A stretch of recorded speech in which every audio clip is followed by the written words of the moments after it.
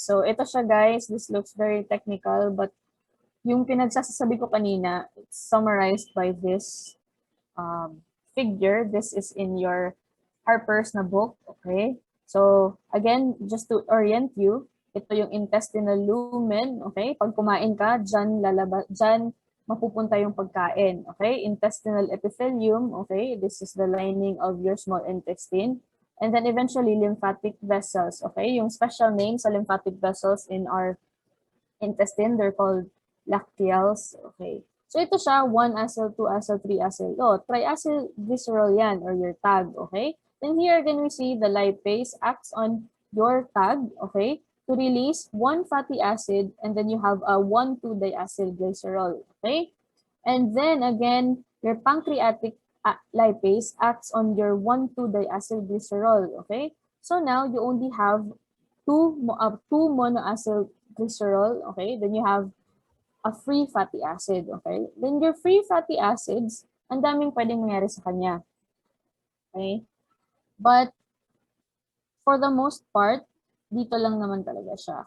Okay? It will be absorbed, your fatty acid will be absorbed, and then it will be parang activated. Remember nyo kahapon yung CoA, yung galing sa pantothenic acid, which is your vitamin B5, okay?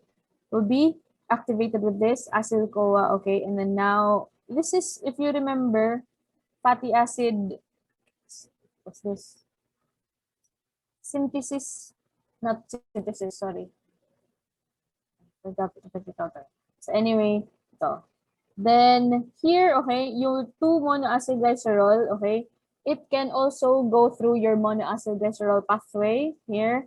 And then, kasi kapag yung monoacylglycerol pathway na yan, eventually, gagawin siya ulit na tag, okay? Tapos kapag naging tag na siya, it will be absorbed as a chylomicron, okay? So within the intestinal epithelium, 1 monoacylglycerols are hydrolyzed to fatty acids and glycerol. Actually, this is just what I said dun sa, you can just see, this is just a text version of the previous slide, okay? So next. Okay, guys. Long-chain fatty acids are esterified to yield triacylglycerol in the mucosal cells, and together with the other products of lipid digestion, secreted as chylomicrons into the lymphatics, entering the bloodstream via the thoracic duct. Okay, so you have again, di ba, pag kumain ka ng let's say, ng fatty na food, okay? Yung tags from that fatty na food, okay?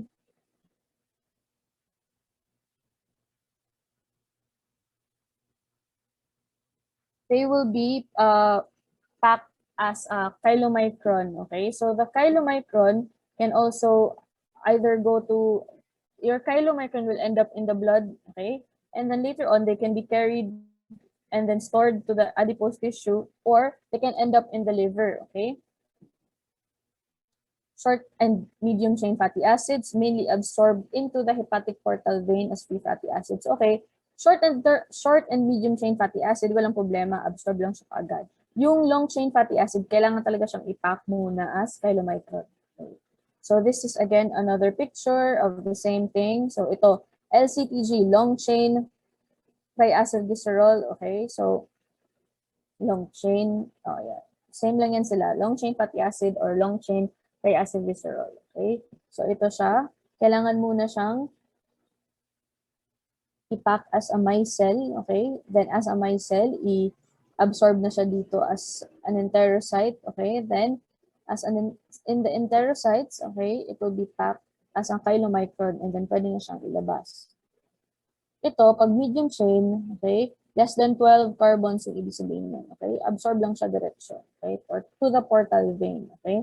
Saan yung portal vein pupunta? Okay? Portal vein, pupunta siya ng liver, okay?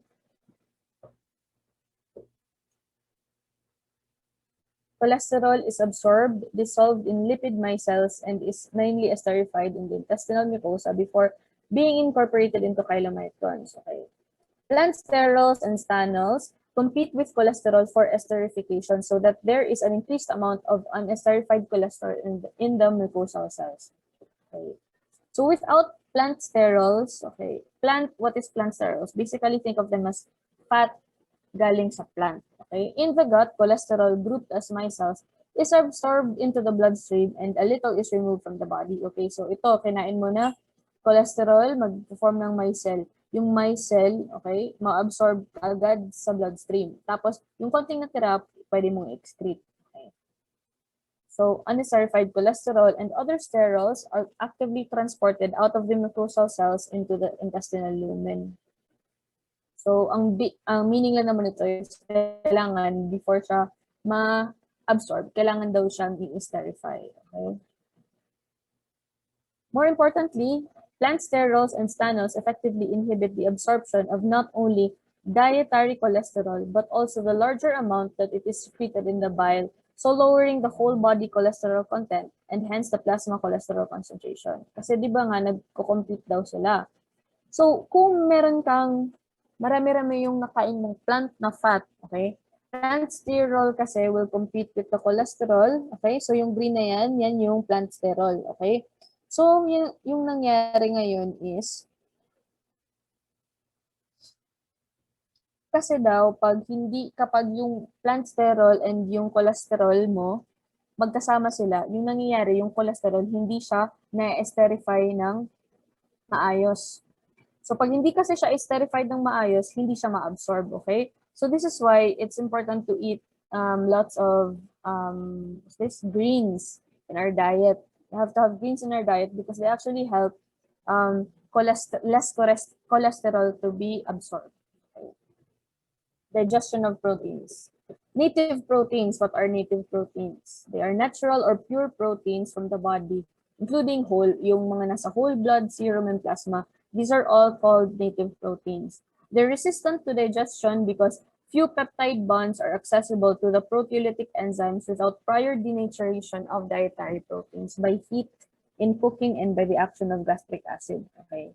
So what this means is, diba, we already have existing proteins in our body. But then, sasabihin nyo, bakit, diba, we have enzymes that can degrade the proteins? Why are we still alive?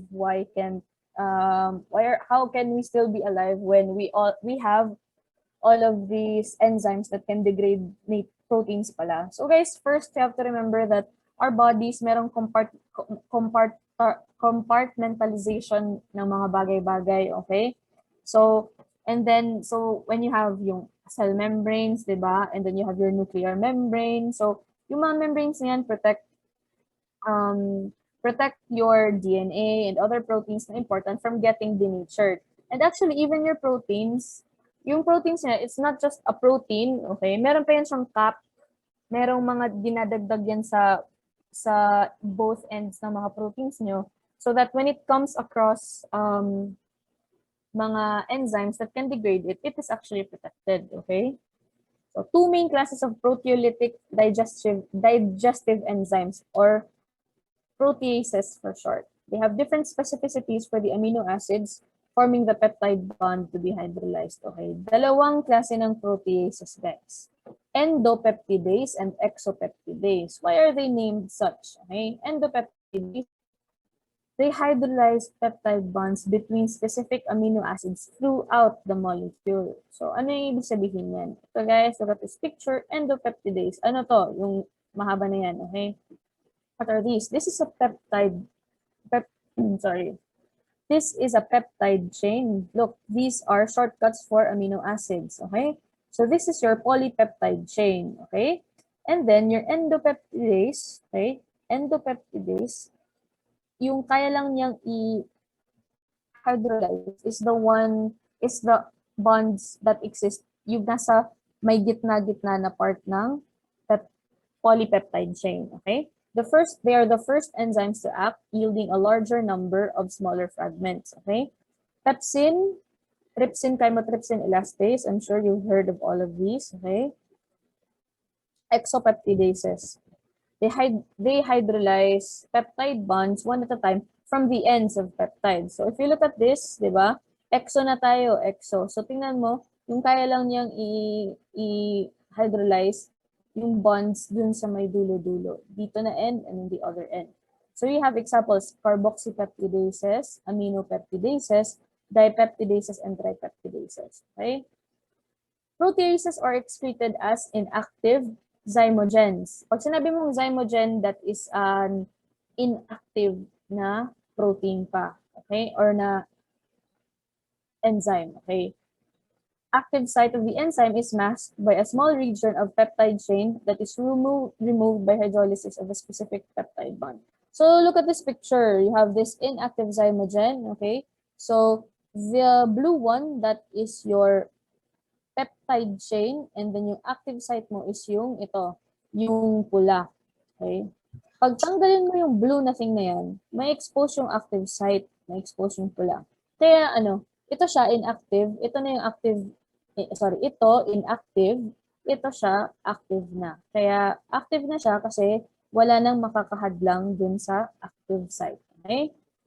Pepsinogen, trypsinogen, and then, okay, trypsin pala, okay, active na yung trypsin, pero i-activate yung chymotrypsinogen to chymotrypsin, pro.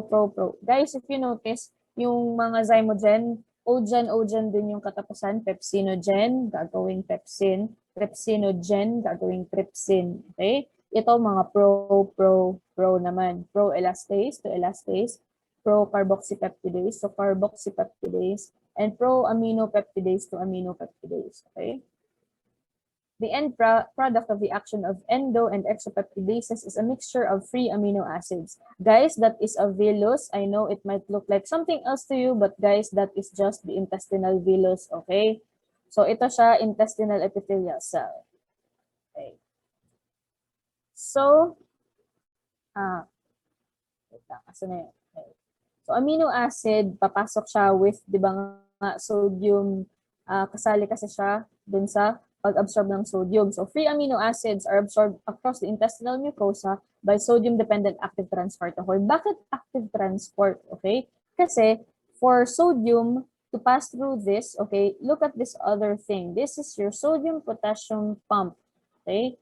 Na ATP. It uses the ATP para ma-charge, para gumana yung pump na to. Okay?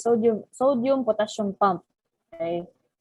Kasi kailangan na yung sodium through this pump, yung sodium is dapat ilalabas siya dun sa cell mo para yung sodium sa loob low.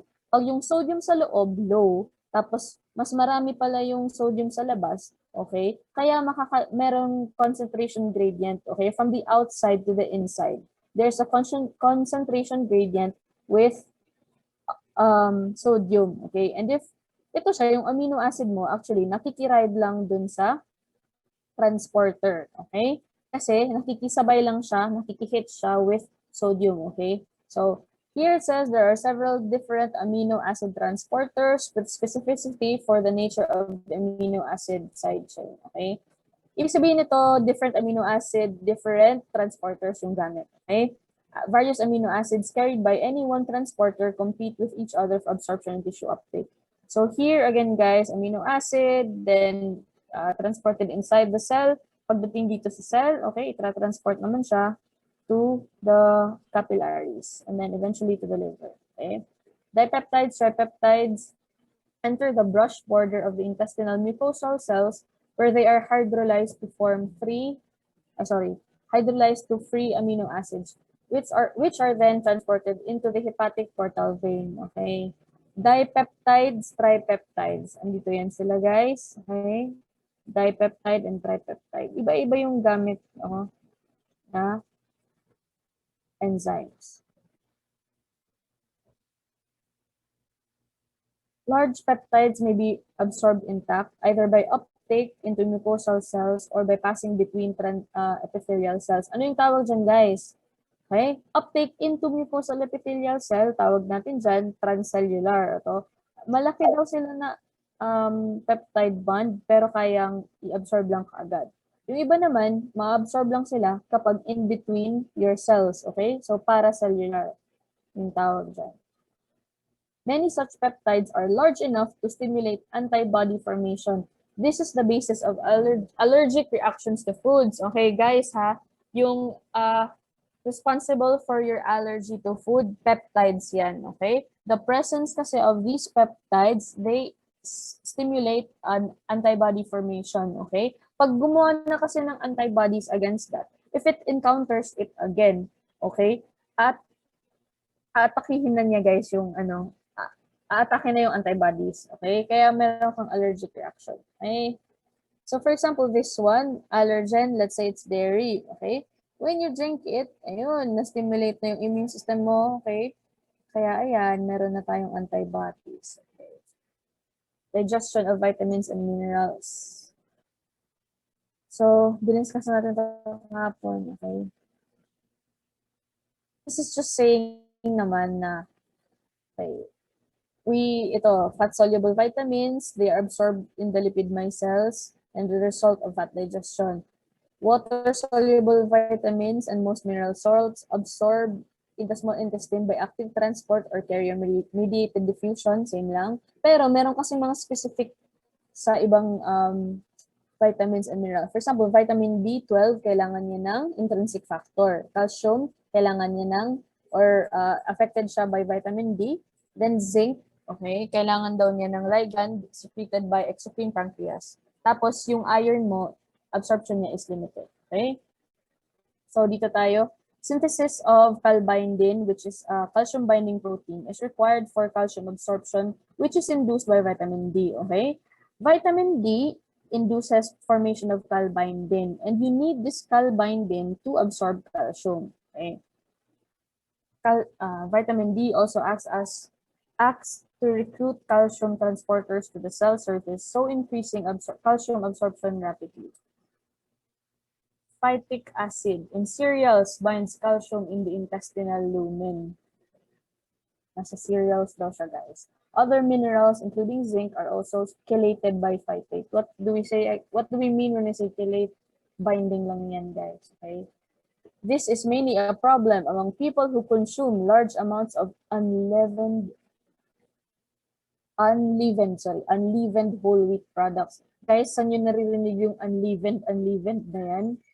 Diba? Nasa Bible yan, sa Passover daw, blah, blah, blah, blah, blah, took unleavened bread, blah, blah, blah. Ano ibig sabihin ng unleavened? Unleavened kasi hindi ginamitan ng rising agent. Ano yung rising agent mo?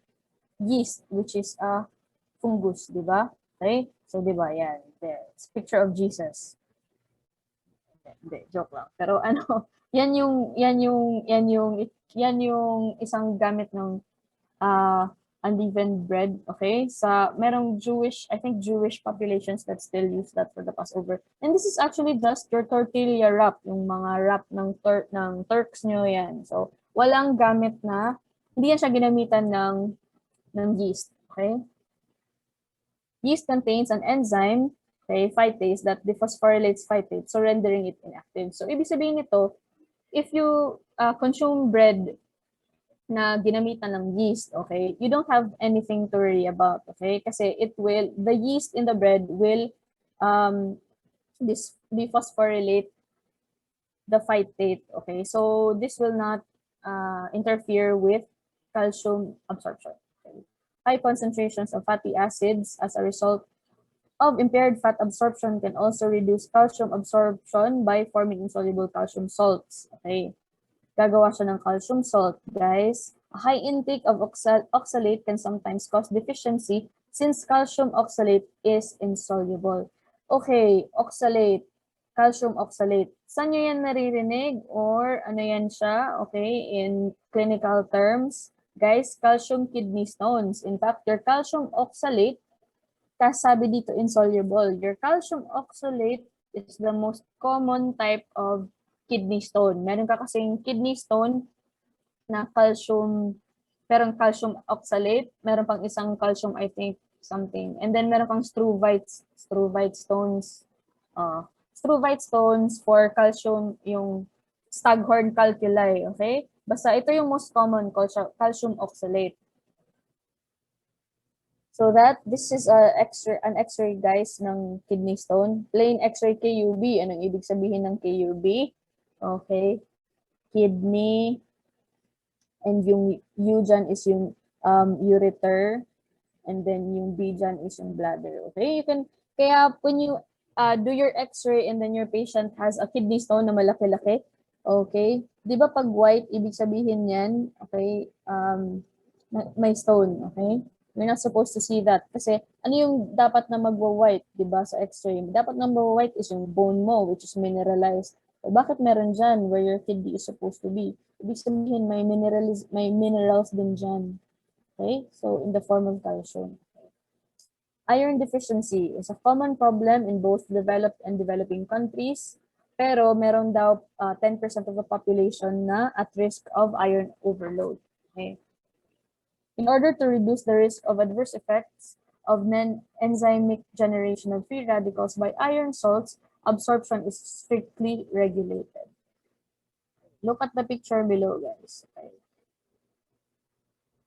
Yung iron mo will be absorbed as ito, Fe2+.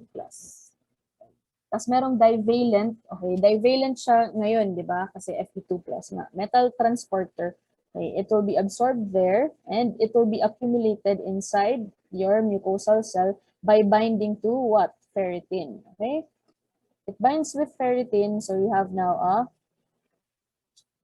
ferrous-ferritin na complex, okay? And then, iron leaves the mucosal cell via transport protein called ferroportin. Ito siya, ferroportin, but only if there is free transferrin in plasma to bind to, okay? So guys, important to, tinatanong po nila sa physiology, okay? Ano daw yung ferritin, ferroportin, tas transferrin, okay? So medyo ano naman siya, medyo one way of memorizing them. Ferritin inside the mucosal cell, okay? Transferrin, kasi ginagamit siya when iron is being transferred in the bloodstream. So, transferrin. Ferroportin, I don't know. Yan lang, basta yan yung natitira. Yung natitira is yun yung gagamitin niya to leave the cell, okay? Kapag na-saturate na daw yung transferrin ng iron, anything na nag-accumulate dun sa mucosal cell, okay, it will just be lost when the cells are shed. Remember guys that the epithelium in your GI tract, mabilis yan yung turnover, okay? So, yun, eventually, the iron that was inside, it will just go away along with the dead na mucosal cell, okay?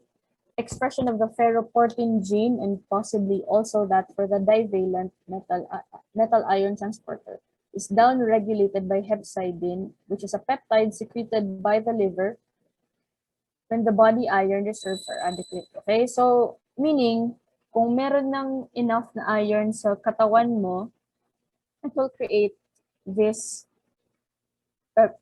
peptide, hepcidin. Okay? Hepcidin will then downregulate the creation of these transporters. Okay? Para wala nang absorption ng mangyayari ng iron kasi nga you have enough in your body. Okay? So, in response to hypoxia, anemia, or hemorrhage, the synthesis of hepcidin is reduced. Okay? So, hypoxia, anemia, hemorrhage, these are all clinical situations na, of course, kailangan mo ng iron. Okay? Kulang ka ng iron. So, bakit siya gagawa ng hepcidin na magsa-stop ng absorption ng iron? Okay? So, guys, ferrosulfate. Okay? Yan yung tablets ngayon. Okay? Kung merong mga mommies na dyan, diba, binibigay ito while you're pregnant. Okay? Guys, please take note na if you're taking this, please don't be surprised. Yung stools nyo will look unusually darker, as in parang scary siya at first. Pero that's really just the iron, okay? Okay, so the reduced form, yan yung Fe2+. Okay. Yan yung ina-absorb na form. And then, the presence of reducing agents enhances absorption. Okay, ano yung reducing agent? Ibig sabihin, anything that will turn your Fe3+, okay, to Fe2+, will help in the absorption of your iron. So, an example of this is vitamin C, okay? So, you can see in the picture, in the presence of vitamin C, your Fe3 will be reduced to Fe2+, okay? So, besides that, besides vitamin C, alcohol and fructose also enhance iron absorption. Okay? So, yung mga parahubog dida, bangin masaring, ma-take ko na yan iron, tapos amo nga i-justify na yung ininom nila. Ayaw, gad, kairo it iyo liver. Okay? Heme iron from meat absorbed separately and considerably more available than inorganic iron. Okay? So, yung mga pinaglalaban ng mga ayaw sa plants, ayaw sa vegetables. Kasi yung iron daw sa meat is more available. Blah, blah, blah. Absorption of both inorganic and heme iron is impaired by calcium. Okay, so that a glass of milk with a meal significantly reduces iron availability.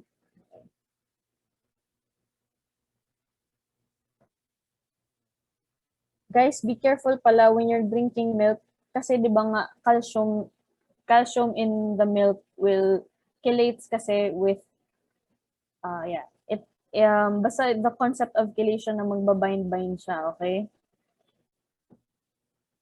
So, ano pa ba yung example ng isang drug na hindi mo pwedeng inumin with milk?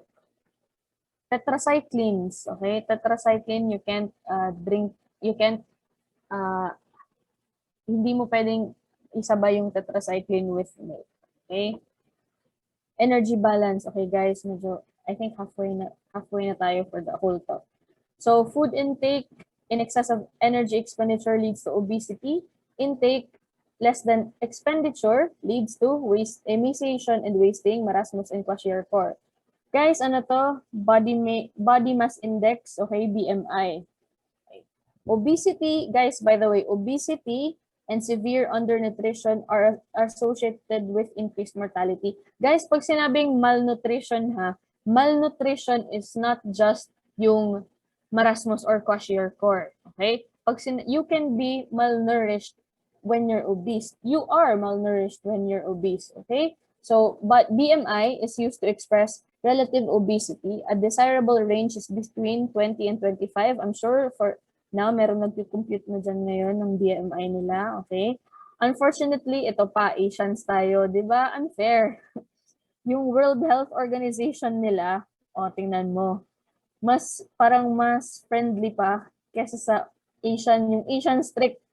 Dito pag 28, at least parang overweight ka lang.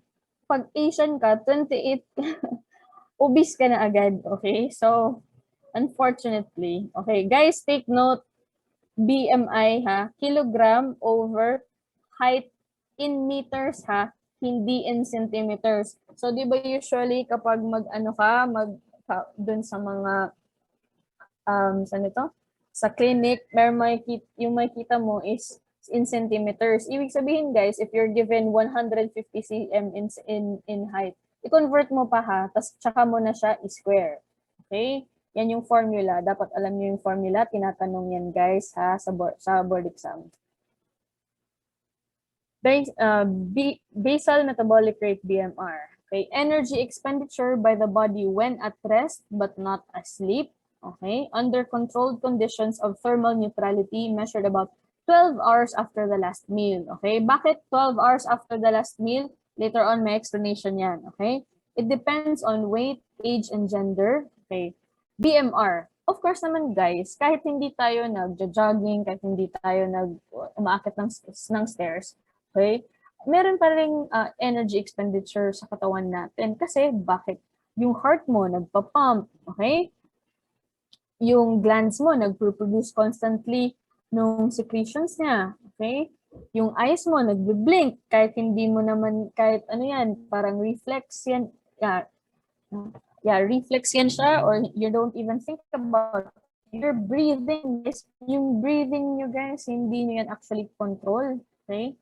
Unless, merong component of control. Pero, kasi when you breathe, imagine magko-contract yung diaphragm nyo, kailangan yan ng ATP, guys. Kailangan ng energy. So, total energy expenditure depends on the BMR, okay? The energy required for physical activity and the energy cost of synthesizing reserves in the fed state. It is therefore possible to estimate an individual's energy requirement from body weight, age, gender, and level of physical activity. Guys, kung na-try nyo nang mag-compute nung So if nagpapapayat kayo, okay, I'm sure you've come across this. So, basic metabolic rate actually, guys, okay, meron siyang, nagde-depend din siya sa genes niyo, okay? Some are, unfortunately, yung metabolic rate nila is just really higher than others, okay? So, body weight affects BMR because there is a greater amount of active tissue in a larger body. So, ibig sabihin, kapag mas muscly or mas bulky yung tao, actually, chance unless dahil lang sa taba yun, okay, they have a uh, higher BMR. A decrease in BMR there is a decrease in BMR with increasing age. Even when body weight remains constant, this is because this is the result of muscle tissue being replaced by adipose tissue. And adipose tissue is metabolically less active. So ano to? Adipose tissue yan, guys. Okay, yan yung fat. Okay. They all look empty. Empty kasi sa mga medtech dyan, di ba pag ininom mo na yung smear, yung fat kasi actually dyan, nadi-dissolve. Merong nasa loob dyan actually. But then when you process kasi the slide, nadi-dissolve na siya, kaya mukha siyang empty. Okay, yan yung fat cells. So, ibig sabihin nito guys, habang tumatanda tayo, unfortunately, nahina ito natin metabolic rate. So, amo ito na for example, mapausa ka, kaya nung nga bagan ang teenager ka, maski ka pa daw magkinaon hin Big Mac kadadlaw. Baka hindi ka man natambok yan kaon daw lang Big Mac no sa laka kuan 5 days straight. Probably you'll feel it, okay? Especially if you're past they say past 25. I guess some of you are not yet 25, pero for some of you na are 25 and above like me, so you'll feel it, guys. It's your body is not the same, okay? So similarly, and also the reason why mas mahirap magpapayat in kapag past 25 ka na, okay? Similarly, women have a significantly lower BMR than do men of the same body weight and age because women's bodies contain proportionally more adipose tissue. So, ayan guys, ayan, tayo na naman ang lugi nito dahil daw mas marami, it's true, okay, women, mas nagsistore tayo ng body fat kasi presumably this is for later on for childbearing actually na purposes, okay? So, sad. Okay, energy requirements with increase with activity. So we have yung PAR and MEP, they mean the same thing. Physical activity ratio, this just means energy cost of physical activities, which is just a multiple of BMR. For example, sedentary activities. Ano yung sedentary activities? Ito, yung nag-zoom tayo. Sedentary activity to. Okay? Kung ika-calculate natin yung energy na kahit ako yung nagsasalita lang ako, okay? 1.1 to 1.2 BMR lang yung nababurn nito.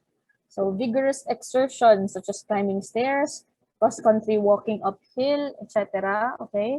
Naghahabol ng X, vigorous exertion ba yun? 6 to 8 times the BMR. Okay. 10% of the energy yield of a meal may be expended in forming reserves. Ito na guys yung diet-induced thermogenesis. Kaya nga 'di ba kanina sabi dito, kapag you're measuring the BMR, dapat 12 hours after the last meal. Kasi after you eat, guys, meron yang energy expenditure. This is also the reason why when you're taking the blood pressure of a person, okay? When you're taking the blood pressure of a person, yung tumataas kasi talaga yung BP after eating, kahit yung naglakad-lakad lang siya papuntang ER or papunta sa'yo, tapos sasabihin niya, Doc, pa-check nga ng BP ko, parang mataas ata. Don't take the BP right away, okay? You let them sit for as long as mga at least 5 minutes. Dapat naka-rest sila, okay? And then you take the BP. Because chances are, if you take the BP of the patient na ganyan, kakaupo lang, mataas-taas pa yan, guys. Kasi galing siyang walking, ganyan. And kapag kumakain siya, chances are, yun talaga, like after niyang kumain, okay, nagbe-burn kasi yan, tapos nagbe-burn yung, nag-heat up yung katawan natin ng konti. Tapos nagkakos yan ng increase in BP. So pag hindi mo siya pwedeng kunan ng BP after eating kasi nga, yun, magiging inaccurate yung result mo. Sabihin mo hypertensive or nag-hypertensive urgency yung patient kahit wala naman, okay? Yun. So, small part of this is the energy cost of secreting digestive enzymes and of active transport of the products of digestion. A major part is the result of synthesizing reserves of glycogen, triacylglycerol, and protein. Okay? Ito guys, o diba, tingnan nyo. This is the reason why exercise actually is not the best way. It's not the best way para ka pumayat. Okay? Kasi, tingnan mo, 100% ito, 70% dyan guys ng energy natin. BMR natin yan. 20% dyan physical activity, 10% yung kumain. Of course, kapag mag-exercise ka, you will experience weight loss naman and calorie burn, okay? But a majority of it actually is other things, okay? And yung other things na yan, basal metabolic rate, okay? So, again, merong genetic component yung basic metabolic rate. Pero, for the most part, parang, hindi naman siya, it's not fixed per se. In fact, you can, I think, if you search, I can't expound on them right now, pero merong ways of parang tweaking a little bit yung basal metabolic rate. Pero, huwag kang umasa na masyado siyang mag-change, okay? Kaya, hindi physical activity, hindi exercise yung makakaano ng pagpayat mo, diet. Sa diet siya, okay? Two extreme forms of undernutrition, okay? Two extreme forms, kwashiorkor. Okay, undernutrition naman ha, hindi malnutrition. Kasi pag malnutrition, dapat kasali dito yung obesity. Undernutrition, okay, kwashiorkor yung isa. So, classically defined as protein deficiency siya, okay? But now, understood na, hindi lang siya protein deficiency per se. Okay? Fluid retention leading to edema. Ito yung features ng kwashiorkor. Fluid retention leading to edema, and then fatty infiltration of the liver. These are the main features of kwashiorkor. Marasmus, caloric deficiency, okay? So dito parang lahat yung problema. Yung calories mo talaga hindi enough, okay? It's a state of extreme emaciation. Emaciation parang talagang sobrang payat mo na parang kinunan ka lahat ng loob-loob mo na hindi man lamang loob, pero lahat halos ng soft tissue mass mo wala na, okay? Outcome of prolonged negative energy balance, okay? And you don't not only have the body's fat reserves been exhausted, but there is wastage of muscle as well. So yun nangyari, naubos na nga yung fat reserves mo, yung muscle mo na natitira, okay, parang namamatay pa, okay? As the condition progresses, there is a loss of protein from the heart, liver, and kidneys, okay? Kaya to guys, kawawa yung mga undernourished na mga bata. Guys, I thought before na parang sa Africa ko lang ito makikita. Hindi guys, second year medicine. Kadto ko EVRMC. Sus, amo direksyon din pa ko na akon. Amo nga nin akon case. And some malnutrition malnutrition hiya nga case. Tapos as in bagahin Ore, medyo shocking had ko ako. Kay, bagan diri. I mean, siguro, I mean, no offense, pero squatters area. Okay, guys, the politically correct term for that is not squatters area. Okay, it is called, they're called informal settlers. Okay, politically correct term yan. Okay, syempre, pag makikita, mapapadaan ka naman sa mga like for example, quarry, sorry, mga taga-quarry, kung may taga-quarry, di rin nga tanan nga taga-quarry, kung informal settlers. Pero, may da ka man maagian, di ba? Downtown, okay? Pero di rin mo siguro mapapansin, kay baga hindi rin kasi halata, malnutrition nga malnourished ka. Pero pagkatunin mo EVRMC, dito ka talaga bagan makita nga, pagkatunin mo hamasa, pagka-clerkship niyo, dito hamasa, dito ha merkado, Itong second floor ito dida, ada ito Dr. Fabregas, okay? Ada ito dida iya office, ang bagtong kutub yan na. Basta, ada ito dida, tas magkukonsulta ka mo. Tas makita talaga ka mo yung mga patient, nga bagan, makakuha ka 2 years old, pero i-etsura, bagabagalayan, pero pala ka months, kay malnourished siya guys, okay? Tapos makaluluwi ito hara kay niyan magkakasakit ito katapos tungod kay malnourished na harangadaan bagahin ano la bagahin naduduro it era kasakit. Okay? So, amino acids released by the catabolism of tissue proteins are used as a source of metabolic fuel and as substrates for gluconeogenesis to maintain a supply of glucose for the brain and red blood cells. Okay guys, ganito kasi yan. So, imagine may ka malnourished bata nga waray kaon-kaon. Waray ko nahira iparalit yung pagkaon. It usually ito guys, sa tinood lahat, ini from experience ini. It usually ito, may makadtot imo sa masa may pupunta, okay, na patient. May kita nyo, kasi especially if pedia patients ha, pinapa-measure talaga yan kasi pedia and medyo rampant yung malnutrition sa Pilipinas, okay? I-measure mo yung weight and height niya, okay? Against his or her age, ganyan. Tapos, makikita mo later na stunted siya, okay? Stunted, ibig sabihin, yung height niya is dapat ganito na, but then yung actual height niya is lower than that, okay? Dapat sa age niya, ganito yung height, pero hindi, kasi nga malnourished siya. Tapos yung mangyayari pa niyan, guys, hindi na sila nakakakain. Bakit? It happens talaga, guys. It's sad. Kasi yung tatay, let's say, ano yan siya, manual labor, I think meron ako isang beses parang alam mo yung nangongolekta ng ano sa street, nangongolekta ng or bumibili ng mga diri kahoy metals, scrap metals ito, may construction worker, amo ito mga trabaho ito tatay. Tapos iton nanay, waray trabaho, adala habalay. Tapos, iton anak, dirilito niyo usa. Damo ito harang anak. Tapos yan na, guguti ilat yung kwarta, tapos damo iton papakaunon. So, itatatabo, itera din papakaon, kunla, iton share iton bata, okay? Fractions la of what they actually have to eat, okay? So, imagine mo rin ito, sigunta nila for that day, waray haraging kaon.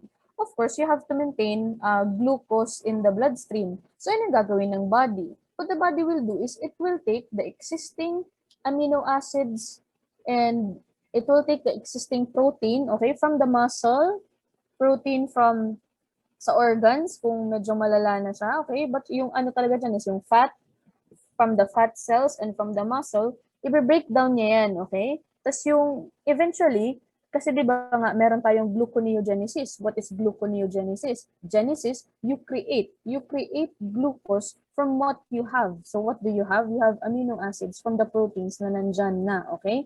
So, yung protein, i-convert ng body to glucose eventually. Kasi nga, kailangan ng body ng glucose to survive. Okay? Your brain which controls everything, your breathing, di ba? All of yung digestion, ganyan. Your brain which controls your heart rate and respiratory rate, okay? Your brain needs glucose all the time. So yung mangyari niyan, bahala na lang na yung patient, yung body, parang skin and bones na lang, okay? But your body, it's fighting for it to survive. Kaya kailangan niya i-break down. Kaya yung mga marasmus patients, kaya mukha na silang kalansay, skin and bones, okay? Okay. So as a result of the reduced synthesis of proteins, okay, hindi ka nga kasi nagsisynthesize ng proteins kasi wala kang kinakain, di ba? So walang proteins, okay? So there is impaired immune response and more risk from infections, okay? Impairment of cell proliferation in the intestinal mucosa occurs, resulting in reduction of the surface area of the intestinal mucosa and reduction in the absorption of such nutrients as are available. So ito guys, yung sabi ko na parang nagsa-cycle lang. Wala ka nang kinakain, later on, magkakasakit ka pa. Tapos kapag magkasakit ka, okay, kailangan kasi for you to heal, you actually need enough nutrients. Ngayon, may sakit ka na, hindi ka pa kumakain ng maayos, yun ang nangyayari, lumalala lang ng lumalala yung sakit mo, okay? So ito guys, kwashiorkor versus marasmus. Okay? Ito, kwashiorkor versus marasmus. Ito, ano yung differences nila? So usually, if you take a look at this guys, okay, parang mas malala yung kwashiorkor. Okay? For both, you have growth failure. For both, you also have wasting, pero mas grabe yung wasting sa marasmus. Edema, yung edema usually nasa kwashiorkor. Hair changes, common in kwashiorkor. Mental changes, common in kwashiorkor. And then, ito guys, yung mga patients na baka may makita kayo, or kahit sa daan guys, yung mga parang yung mga taong grasa, yung mga anak ng taong grasa, kapag may umiiyak, tapos may cry, yan na yan, parang ano na yan, kwashiorkor, presentation yan siya ng kwashiorkor. Dermatosis, flaky paint, okay, I'll let you see later, may picture ako dyan. Common in kwashiorkor. Appetite is poor, okay, in kwashiorkor. Ito na yung sinasabi na parang apathetic yung patients mo, okay? Wala na silang pakialam kahit bigyan niyo siya ng pagkain kasi they feel really weak yung kwashiorkor patients. Whereas, your marasmus patients, okay, meron pa silang appetite. Subcutaneous fat in kwashiorkor, they are reduced. Pero yung marasmus, wala na talaga guys. Kinuna na siya ng subcutaneous fat, okay? Sa face, edematous yung face, parang moon face yung itsura. Alam ko ngayon, medyo parang moon face ako tingnan kasi bigong talaga taknong. Pero hindi, yung sa kanila, halata talaga, edematous. Ito, sa marasmus, drawn in, tapos medyo harsh, pero sabi dito, monkey-like daw. Okay, may picture ako dyan, bakit tinawag na monkey-like. Pero drawn in kasi nga, wala yung subcutaneous fat. Okay? Fatty infiltration of the liver is present in kwashiorkor. In marasmus, it's absent. Okay? Ito na guys, yung itsura. Ayan, oh, marasmus. Demo, oh, tingnan mo. Wala na silang fat. Oh, parang skin na lang. Tapos yung skin na lang parang parang may folds. Kasi nga, wala nang taba to hold on to the skin. Kaya mukha siyang matanda actually, di ba?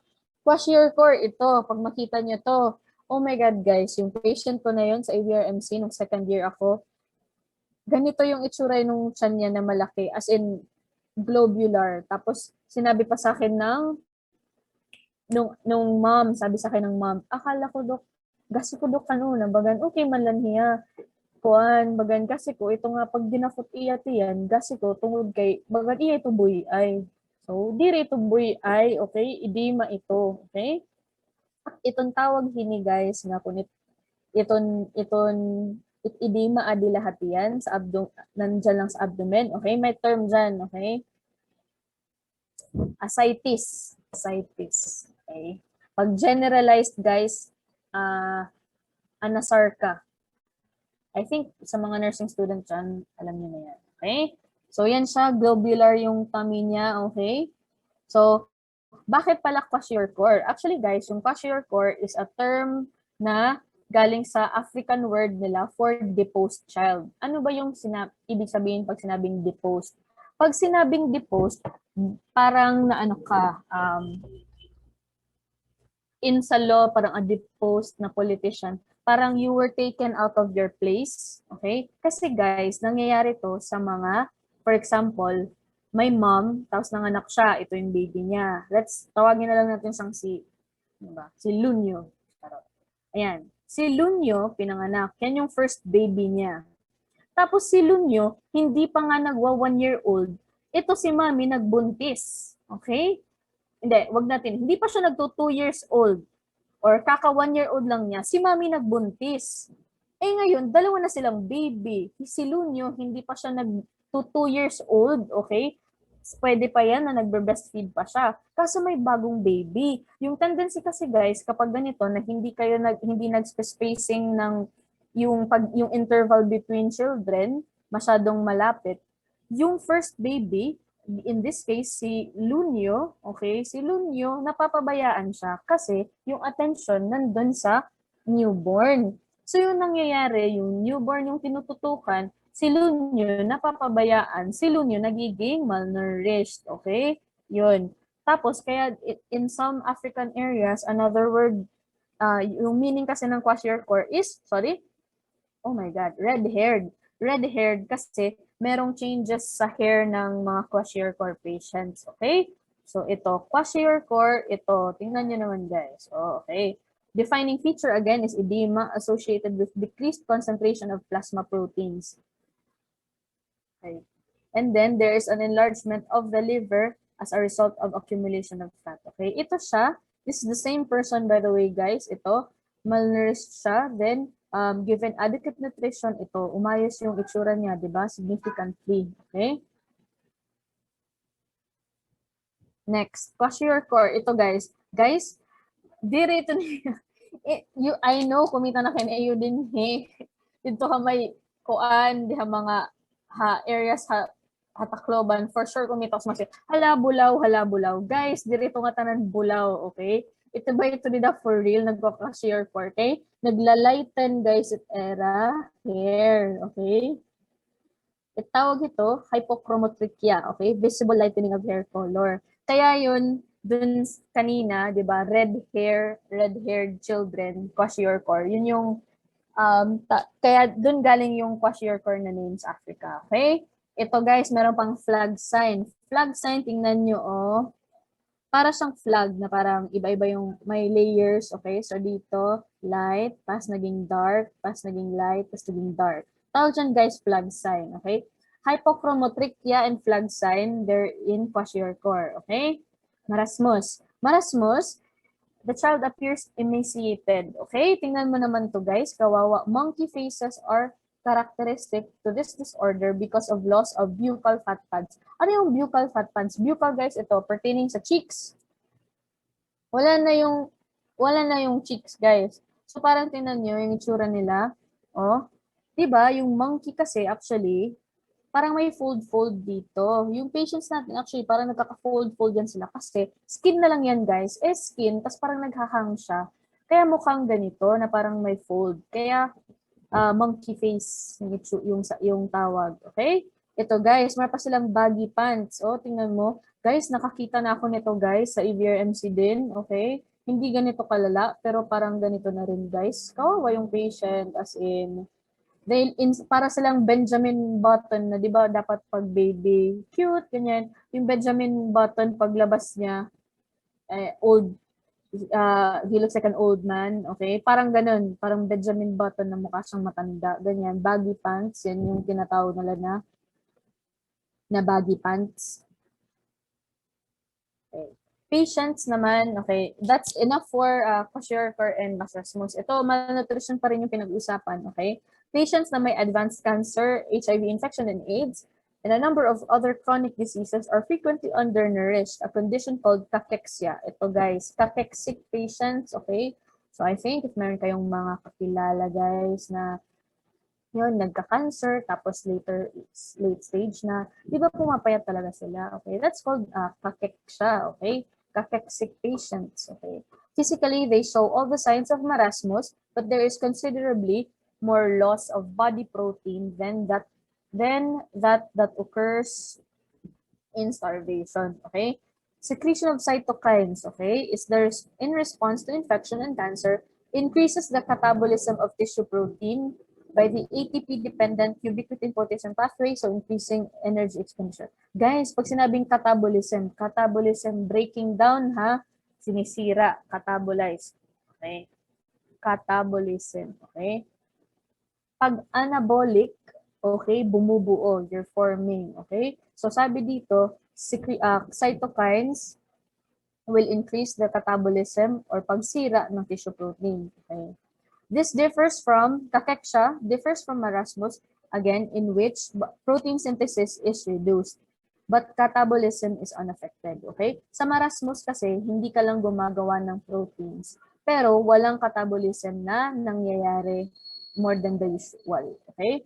Patients na merong mga sakit na ganito are hypermetabolic, that is, they have a considerably increased BMR, okay? Many tumors metabolize glucose anaerobically. Ano ibig sabihin ng anaerobically? Without oxygen. To release lactate, this is then used for gluconeogenesis in the liver, which is energy consuming with a net cost of 6 ATP for each mole of glucose cycled, okay, dito. Okay. So, yung tumors mo, guys, magme-metabolize sila ng glucose, then eventually, magproduce ng lactate. Yung lactate, Okay? Gagawin pa siyang glucose, okay? In the process of making lactate to glucose, nag-expend ka ng energy, ATP. Kaya yung mga patients mo, okay, papayat kasi gastos ng ATP, okay? There is increased stimulation of mitochondrial uncoupling proteins by cytokines leading to thermogenesis and increased oxidation of metabolic fuels, okay? Okay, more. Okay, guys, picture lang to ng ano yung RUTF. Okay, RUTF stands for Ready to Use Therapeutic Food. Ready to Use Therapeutic Food. Okay, this one is sachet lang yan siya. Okay, tapos each sachet contains 500 kilocalories. Ito yung binibigay for malnourished patients. You will encounter this, guys, in your, I think, second year pedia under Doktora Iaso pa rin. Okay? Kasi ito guys, parang magic to guys, papatabain niya yung mga okay, stands for severe acute malnutrition, okay? Maraming cases dyan dito sa Pilipinas and ito yung binibigay, okay? So, yan, pinakita lang. I've tasted one of these. They taste like peanut butter. Kaya yung patient, okay, especially pag pedya na patient, kain ng kain kasi masarap siya, okay? Protein is a major dietary source of nitrogen. Okay. We're talking about the concept of nitrogen balance. Okay. Okay. What is nitrogen balance? It is the difference between the intake and output of nitrogenous compounds. Okay. So difference lang between intake and output. Okay. So in a healthy adult, meron kang equilibrium when intake equals output. Okay. Tas walang change in the total body content of protein. Then you have either a positive nitrogen balance and a negative nitrogen balance. What are the cases when we have positive nitrogen balance? Okay, in a growing child, in a pregnant woman, and a person in recovery from protein loss. Okay? So merong the excretion of these nitrogenous compounds is less than the dietary intake, and there is a net retention of nitrogen in the body as protein. Bakit, guys? Kailangan ng growing child yung protein. So yung tendency ng body ng growing child, hindi niya i-excrete yung protein and yung nitrogen. In a pregnant woman, the pregnant woman is now eating for 2 people, and then there is another person growing inside this woman. Okay? Bumubuo siya guys ng baby. Okay? Nagpapadakuhiyahin bata. So, kailangan ito na positive nitrogen balance. They have the excretion, okay, the output is less than the input. Okay? So, in response to trauma or infection, okay, the intake of protein is inadequate to meet requirements. So, meron tayong loss of protein from the body. So, this is the reason why yung mga surgical patients natin, guys, okay, yung mga may sakit, pinapakain natin sila ng maayos, guys, okay? Kasi, for them to heal properly, kailangan ng actually more positive nitrogen balance. Pero in general, okay, negative in nitrogen balance sila kasi their body constantly parang is working hard. Kaya parang kahit yung intake mo, almost always never siya naka-keep up with the actual needs ng body. So meron kang negative nitrogen balance. Okay? Ito na sa guys, for one of the metabolic reactions to major trauma, like burn, broken limb, surgery, is an increase in the net catabolism of tissue proteins. Ang sabi ko, catabolism, binibreakdown niya, okay? And then, during this catabolism, this is in response to cytokines and glucocorticoid hormones, and as a result of excessive utilization of threonine and cysteine in the synthesis of acute phase proteins. Guys, yung mga ECP na to, ECP, acute phase protein pala. Acute phase protein ito. Some of them, ito, C-reactive protein, C3, fibrinogen, okay. These are all, if you have an increased level of this, ibig sabihin there's an inflammation going on, okay? Minimeasure yan for rheumatology ng mga cases, okay? Like lupus, okay?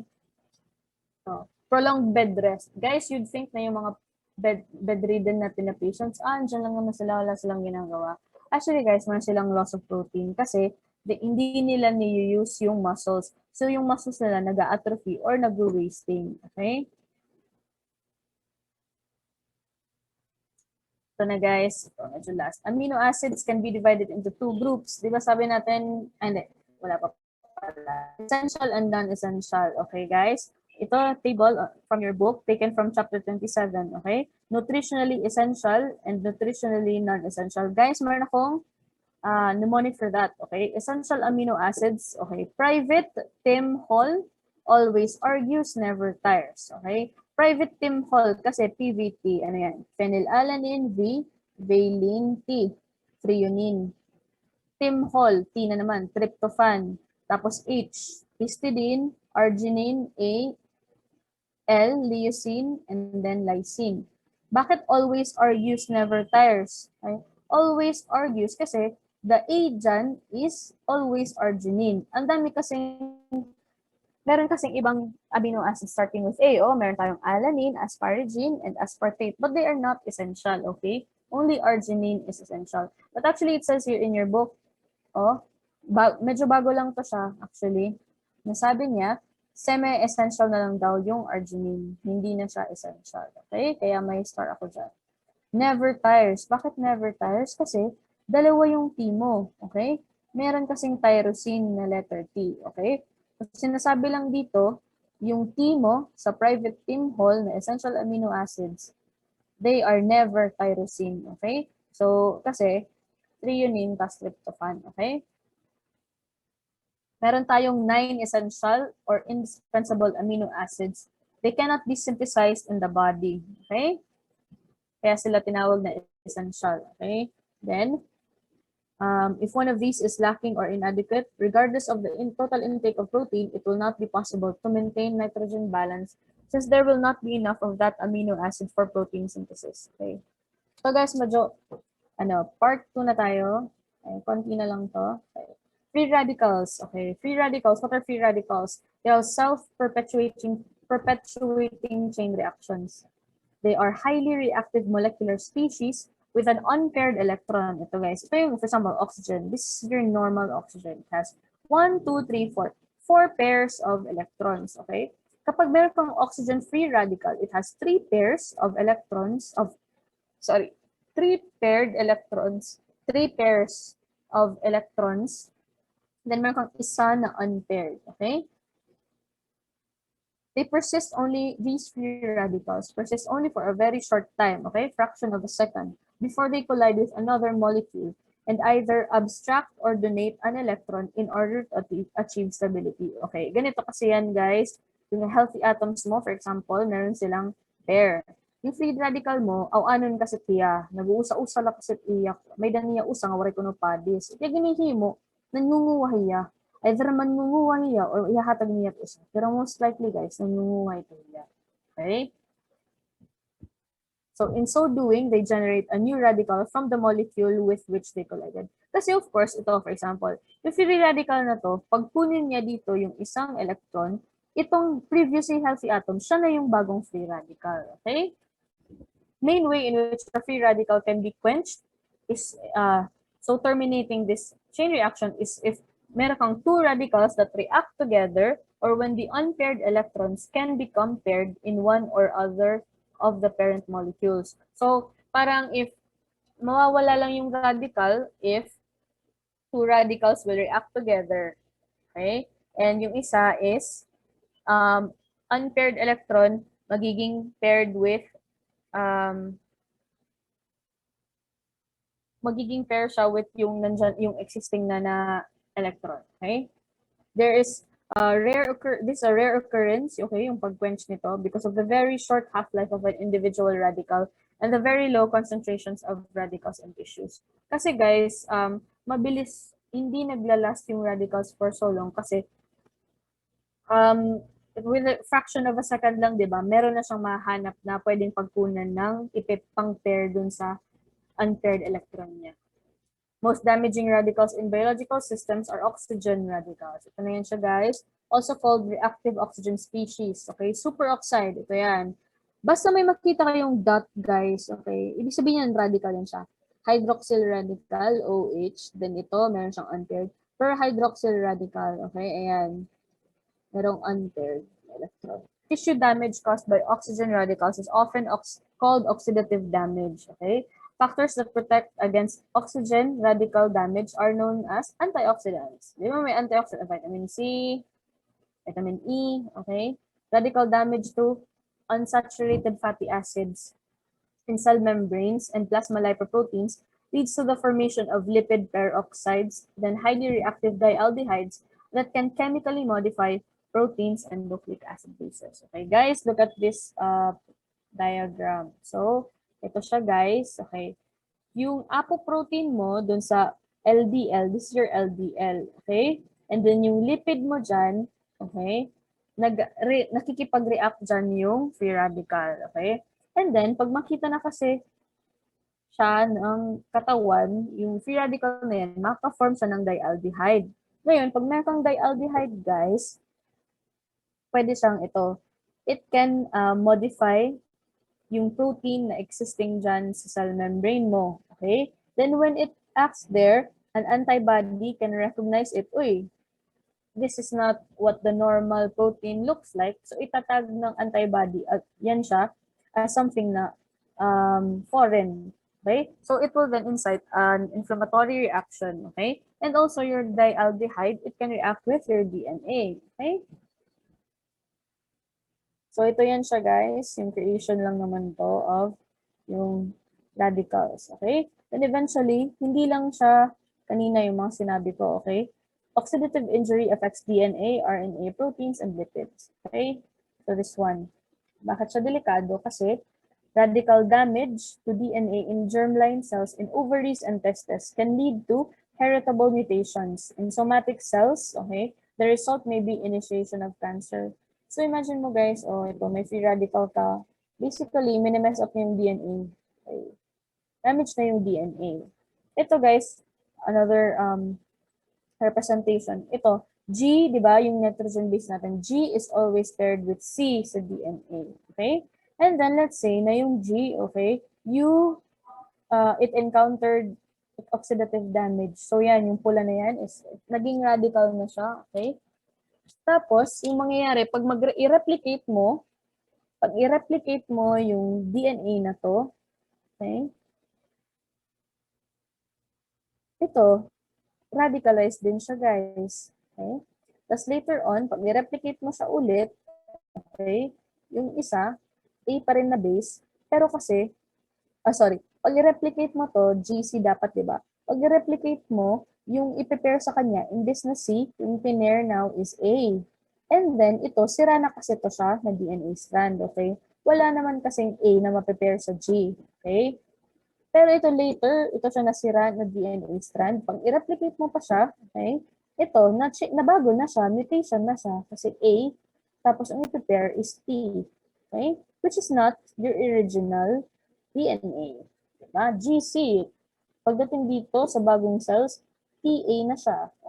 It's not the same. Dialdehydes formed as a result of radical-induced lipid peroxidation in cell membranes can also modify bases in DNA. So, ito lang yun. Okay? Chemical modification of amino acids and proteins, either by direct radical action or as a result of reaction with the products of radical-induced lipid peroxidation, leads to proteins that are recognized as non-self by the immune system. Ito guys yung sabi ko, okay? Ito. Minodify niya to. Yung amino acid sa apoprotein, tapos yung lipid, binago niya. Okay? Tapos, it will lead to a protein na, again, sasabihin ng body na this does not belong here. Okay? So, yun, immune system is activated. Then resultant antibodies will also cross-react with normal tissue proteins, so initiating on autoimmune disease, okay? Autoimmune disease, ito yung you have antibodies attacking your own healthy cells, okay? Chemical modification of proteins or lipids in plasma Low density lipoprotein or LDLs leads to abnormal LDL that is not recognized by liver LDL receptors. And so is not cleared by the liver. Okay? Meron to. Free radical formation, guys. Ano yung relevance niya sa atherosclerosis? Okay? Ito kasi guys, meron kang LDL, okay? Yung LDL mo na yan, inoxidize, meaning yan is a free radical acted on it, okay? And then when a free radical acted on it, okay, ito kasi sila, a macrophage will engulf yung oxidized mo na LDL. Ngayon, yung macrophage mo na meron na siyang, sa loob niya, merong fat, okay, it will form a foam cell, okay? Then yung foam cell na yan, kaya nga siya inatake pala, by the way, ng macrophage in the first place kasi meron siyang free radical. Okay? So, yung macrophage mo na yan with the radicalized na LDL forms a foam cell. Yung foam cells na yan, guys, taba kasi, may taba kasi sa loob. Magkukumpul-kumpul yan sila lahat to form a plaque. Yung plaque, okay, yan yung makakabara dun sa blood vessel mo. Ayan o, ito. Ito yung arterial lumen, okay? Pag yan maging malaki ng malaki ng malaki, meron ka na ngayong blockage dyan sa artery mo. Okay? Sources of free radicals, ionizing radiation, transition metal ions, okay, ito. Nitric oxide, okay? Nitric oxide is actually an important compound in cell signaling and originally described as the endothelium-derived relaxation factor. However, it's a good thing as a relaxation factor, pero it is a radical actually. So it can react with superoxide to yield peroxynitrate, which decays to form hydroxyl radicals. Okay, so nitric oxide is actually good in that it can create relaxation sa endothelium mo, pero oxidant din kasi siya actually. Pro-oxidant. Okay? Respiratory burst. Okay? I'm sure you've heard of this na by this point. Okay? Activated macrophages to siya nangyayari. Okay? Respiratory burst. Okay?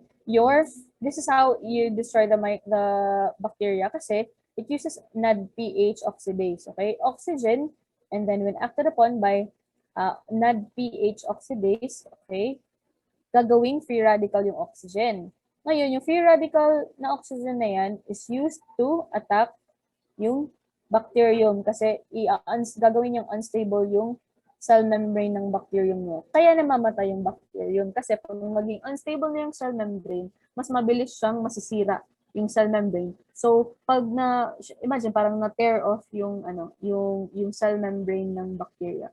So, yung enzymes mo within the macrophage can now act on the inside of the bacteria, okay? Superoxide produced both accidentally and also as the reactive oxygen species required for a number of enzyme catalyzed reactions. Family of superoxide dismutases catalyze the reaction between superoxide and protons to yield oxygen and hydrogen peroxide. Okay. Ano yung H2O2? What is hydrogen peroxide? Asan yan siya? Algoxinada, guys, diba? Yung cleaning agent. This is actually the reason why nakakalinis yung hydrogen peroxide mo. Through this concept din, gagawa ng free radicals, tapos gagawin yung unstable yung membranes ng bacteria na present dun sa linilinis mo na area. Hydrogen peroxide is then removed by catalase and various peroxidase. So ito, catalase, guys, okay? Hydrogen peroxide, acted upon by catalase, okay, nagiging oxygen and water na lang siya, okay?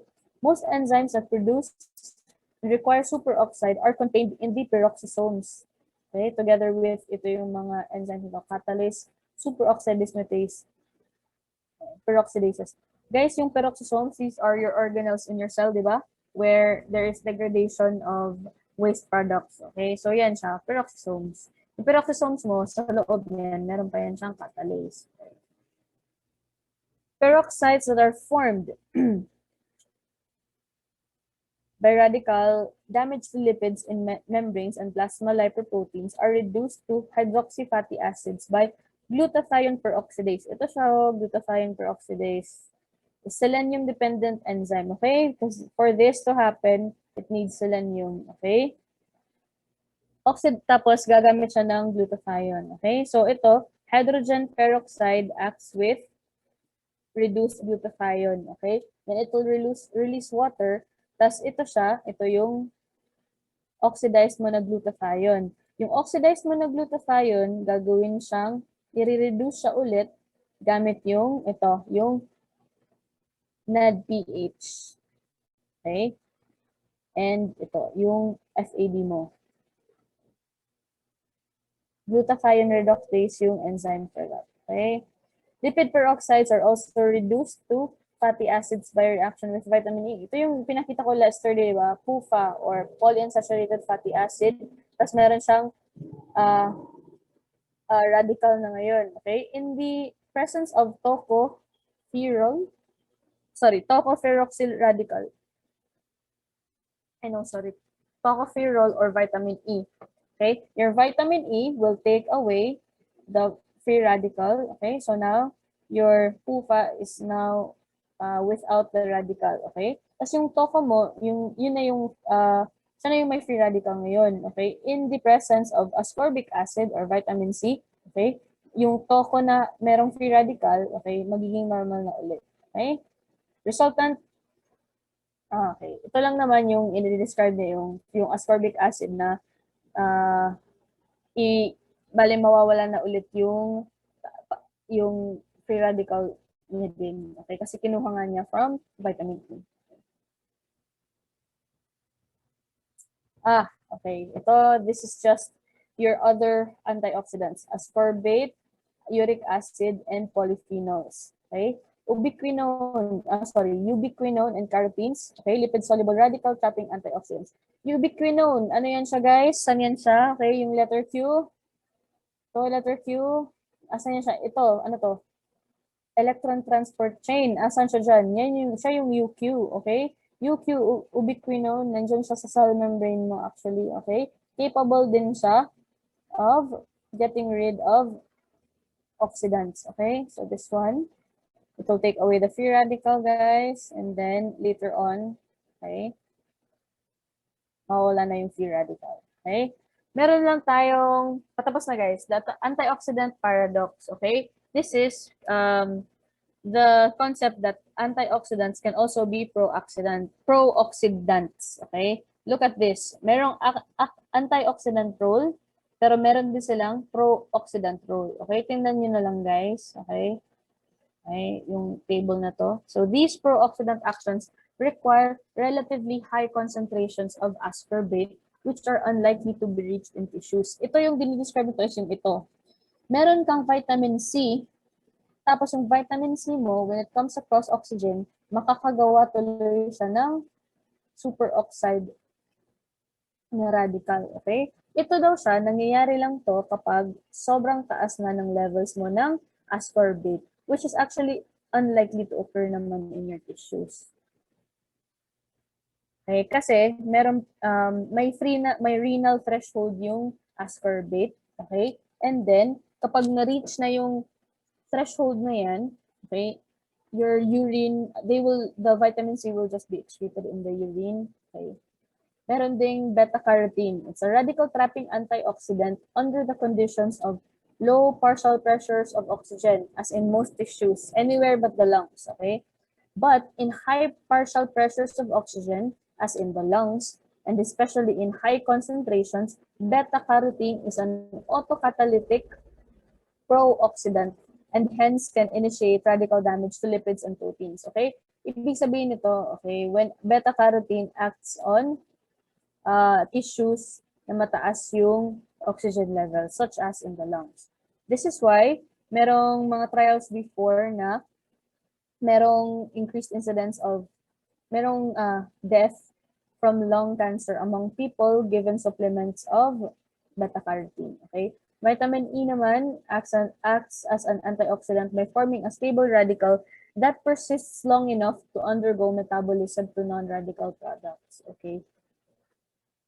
Kasi matagal daw masyado. Ito yung form. Ito siya. Ito siya na radical, ito siya na vitamin E radical na form.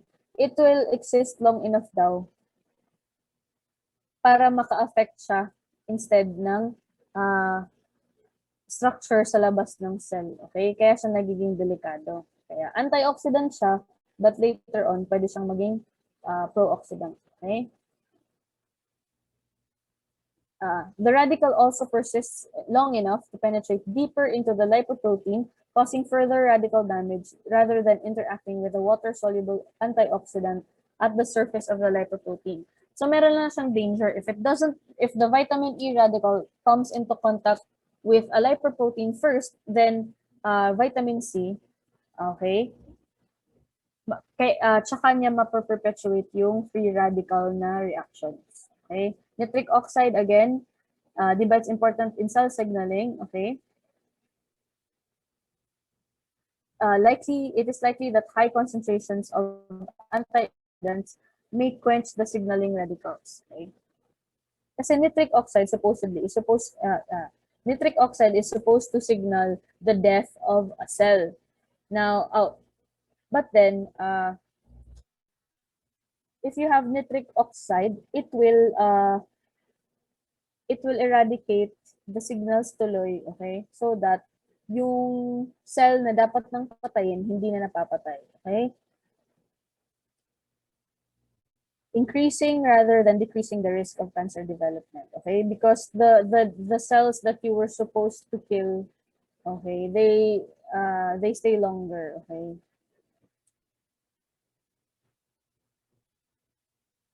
Okay, last na yun na slide. So, ano na lang,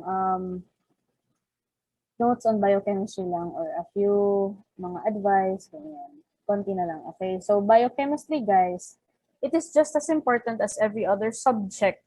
Do not take it for granted, guys. 100 points din yan in the board exam. Imagine, sa board exam, guys, you're not supposed to have a subject na less than 50.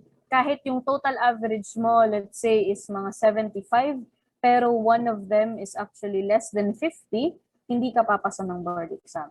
Okay? So, imagine biochemistry is 100 points. Okay? If you get at least mga 70 points dyan, malaki na yun. Malaking tulong na yun, guys. Okay? Do your best to, kasi first year pa naman kayo, understand the pathway more than memorizing them. Okay? Kasi yung memorization mo na yan, kahit 2 weeks before the exam na lang, okay lang yan. Kasi guys, if you understand the concepts as early as now, when you review them, when you're in your, after sa internship nyo, after 4 years, okay, mas mabilis na lang siyang balikan at i-memorize kasi naintindihan mo na siya. Yung kailangan mo na lang is i-memorize siya. Okay? So, as a parting note, okay? So, God is not just in the physical structures of the church. He's not just present when we pray. He is everywhere. He is present. He was present in that excitement you felt when you thought about deciding to become a doctor. Okay? So, ako meron akong one of my favorite. So, nothing more practical than finding and falling in love in a quite absolute final way. What you are in love with, what seizes your imagination, will affect everything. Decide what will get you out of bed in the morning, what you do with your evenings, how you spend your weekends, what you read, whom you know, what breaks your heart, and what amazes you with joy and gratitude. Fall in love, stay in love, and it will decide everything. Ako kasi guys, pag-start ng medicine, kasi gusto ko talaga ng medicine. Kuan pala ako. Siguro elementary pala, baga nakaka-gets na ako nga bang gusto ko mag-doktor. Kaya favorite subject ko ang mga human body nga mga topic kan elementary. Tapos nag-decide ako, 14 years old ako, second year high school, na magme-medicine ako. Pag abot ko na yung medical school, masumo. Tapos bagan, I tried my best nga to keep it alive nga na akong interest. Kaya anak ko nito inisip, nag-fall in love na akong medicine, okay? Madali lang pag-fall in love sa medicine, and makuri, and staying in love with medicine.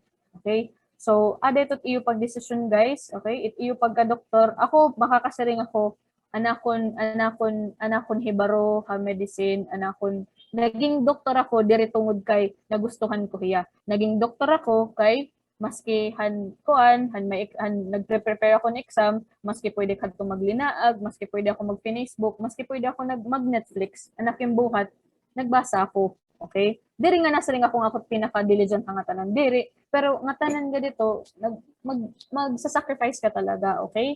So, method. Nag-decide man ako, gusto ko mabaro. There's no other way nga mabaro kundi magbasa. So, ito. And mabuhat ako earlier in the morning para makabasa ako anay maguti. Na ito hiya guys. I'm staying in love sa medicine. Yan na, ada kamot stage siguro nga, makaka-feel na kamo nga, diri ni madali. Yalabi na yan na kay pandemic, okay? So, ito bagan ko. Bagan, share, okay? So, God is in those books that you dread to read or that you hate to read, na mahubya basahon. He is in what you learn when you handle your patients. And He is ultimately who you are serving when we treat our patients, okay? Amo na akon koan. Sorry, medyo mali-mali na ako grammar to. Upayin ko pa yan. Ngayon, isa-send ko yun PowerPoint. Pero, yun guys, I hope may natutunan kayo. It's now almost 4. I'm sorry, I wanted to finish in 1 hour but hindi na kaya. Okay guys, so I think ako na yung mag-dismiss sa inyo kasi may emergency ata si Doc. Hindi siya makapag. Okay. Sige guys, Albert? Yes, Doc. Okay, I will continue. Ay, sorry, Doc. Sorry. Okay lang. It's okay. No problem. Okay? Mag-stop ako pag screen share, Doc. Ah? Igsa-stop ko daw mag-screen share. Sorry. Okay. Okay. Sige, ako. Kuhaan ko.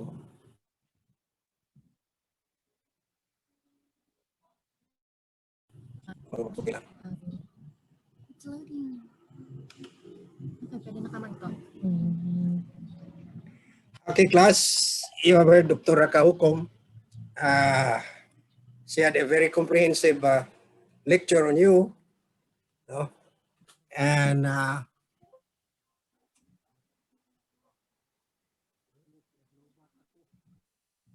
naglobat ako. Okay. No, ano mo? Switch dito? Okay na. All right. I know that you are able to get a good comprehension from Dr. Kahukom because you have already a little, what you call this, a little background, especially in your digestion and nutrition side, your structure of your carbohydrates, your fats, and your amino acids. So that's why when we go further,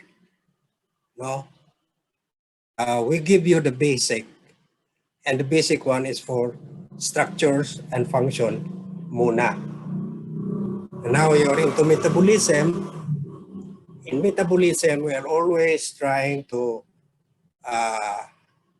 repeat, constant repetition so that you will not forget it. I know you have now a good idea, a good grasp of your nutrition, your digestion, of your fuel molecules, of your vitamins and minerals. Now you have seen already that your B complex vitamins are usually as cofactors or coenzymes for various metabolic reactions. That is, as you have seen it, and your vitamin C, your vitamin E, as your antioxidants. We mentioned that earlier also about antioxidants, and you have also an idea already of what your antioxidants are. And Dr. Kahukom elaborated it. So I think you have now a good grasp of what your antioxidants are and your vitamins, the role of your vitamins and your minerals. No? Okay. So mention about nitric oxide. Now, nitric oxide, it comes from arginine. And this nitric oxide is very, very helpful in the body. It opens up your blood vessel walls. Your hemoglobin carries nitric oxide. So that in the flow of the blood, it opens up the blood vessels. The nitric oxide. So, having this in mind, now when you have any hypertensive patients later on, remember nitric oxide. You can have all the antihypertensive drugs, but if you use what you call this natural or what you call this herbal, no? You can start with garlic together with arginine, an amino acid. Why arginine? Because arginine is the source of nitric nitric oxide. And nitric oxide opens up blood vessels. And it does not only open up blood vessels. No. It also relaxes muscles. Okay? And there is a mention of your immune bodies. You have there's several what you call this minerals that are really very, very important in your immune system. And perhaps because of this COVID situation that we are in now, you are probably heard about zinc and how zinc is going to boost your immune system, as well as your selenium. No? Selenium. It's a great helper for your for the conversion of your oxidized glutathione back to its reduced glutathione. And it requires selenium. And you have seen about your vitamin C, no? How it acts as an antioxidant, as well as very, very important in metabolic functions like the action of your prolyl hydroxylase and the action of your lysyl hydroxylase for the hydroxylation of your lysine and proline. Now, why are these two amino acids very, very important to be hydroxylized or an addition of hydroxyl? Now, you should remember about your collagen. We mentioned that collagen is very abundant. Almost all organs in the body contains collagen, almost all. No? And collagen is the biggest part of your blood vessels. Okay? And we know that when your collagen is weak, it's because your proline and lysine are not hydroxylated and there is no cross linkages and your collagen is weak. And remember, blood vessels, the arteries are subjected to stress. All the time, it is always subjected to stress because every time your heart pumps, and you know that that force from the pump is propagated from the big blood vessels from the heart down to the capillary side or arterial side of the capillaries. And that is propagated, that pump there, that beat there is propagated. So it is always constantly under stress. It is always under stress because of that force every time your heart beats. Diba? Every time your heart beats, that is propagated. And now if you have a weakened collagen in your arteries, what's going to happen? There's some cracks, there's some, you know, and you have heard of aneurysm. And what is aneurysm? It's a weakened portion of your arteries. Why? Because the collagen is not strong. Oh, so if you have aneurysm, you are just a walking time bomb. It might burst anytime. Oh, and you have two sites that are very, very fatal sites, the brain and the heart, or in the abdomen, abdominal aneurysm. So if you have it in on your brain, you call it a stroke. And if it is in the heart, you say heart attack, but actually that is also a stroke. You can just call it a cardiac stroke. Huh? Or in the abdomen, you can just call it a stroke also, abdominal stroke. Okay, so that's vitamin C. Very, very important vitamin in your circulatory system. Now there are all other metals like silver, like copper. What portion of your electron transport chain contains copper? What enzyme?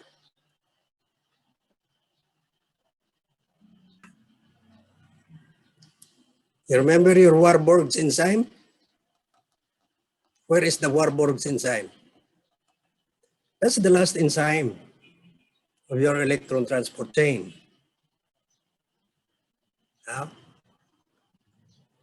Which accepts the hydrogen and it's going to combine with oxygen to form water. That's the last portion of your electron transport chain. And that is a copper containing enzyme. Very, very important, copper.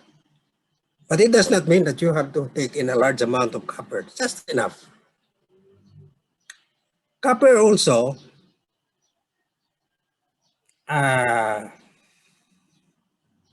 destroys organisms.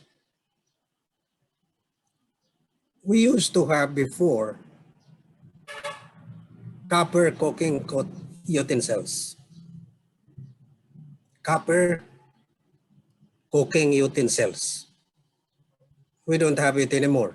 Oh, well, there are still, but very, very expensive already. They're selling it at a high price.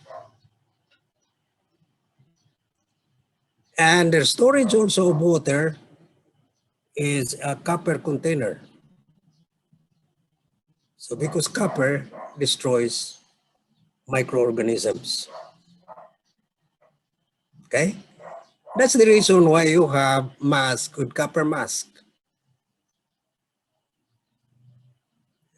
Well, you're not surprised why the mask has copper. Huh? There are on sale copper mask, which is quite expensive. Huh? Because it kills microorganisms. Another metal that also destroys microorganisms is quite expensive is silver. No organism can escape silver. There is a medication by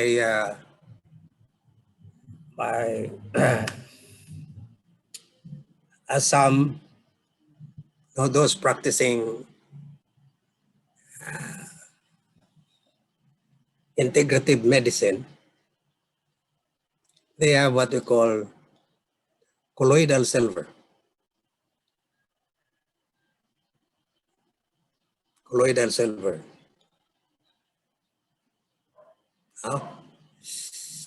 During World War II,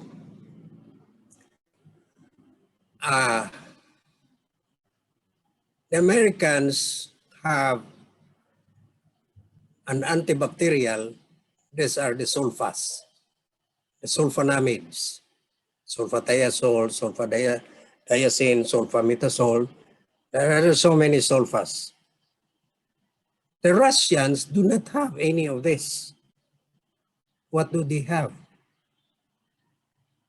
To combat gangrene from, from wounds, bullet wounds, whatever. They have garlic.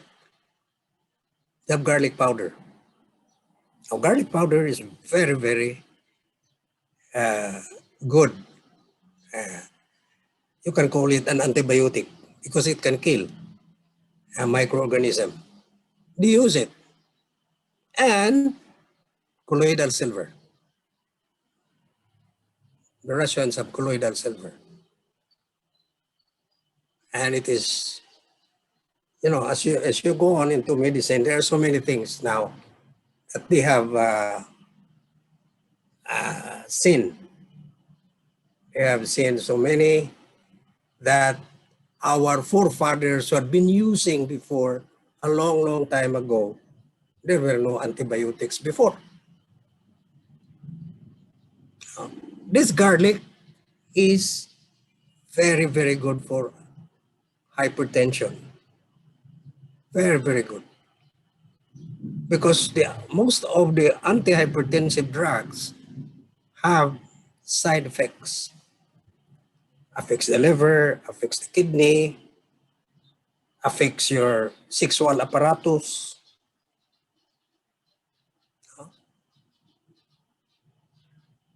So they are now discovering this garlic. And for hypertension, they use garlic now and arginine. Arginine is the source of nitric oxide. There is an enzyme known as NO synthase for nitric oxide synthase, which acts on arginine and releases nitric oxide. But there is a downside to arginine, because if you take a large amount of arginine, now it feeds the herpes virus. It feeds the herpes virus. So that your herpes simplex before, which was just there, comes and it blooms out. And the herpes simplex are usually found around your lips and around your nose here. So when you're taking so much of arginine, it may or may not come out. But the usual is that it comes out when there's so much arginine. So you taper it down and the herpes simplex disappears. Yeah.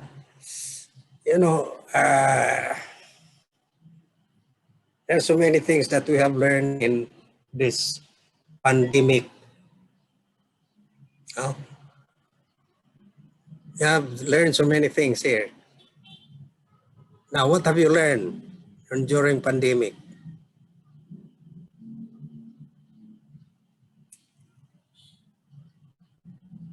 You have learned the wearing of masks can protect you. Wearing of face shields can protect you. And distancing from crowded places also can protect you. So without the vaccine, you can fight off the virus. You see?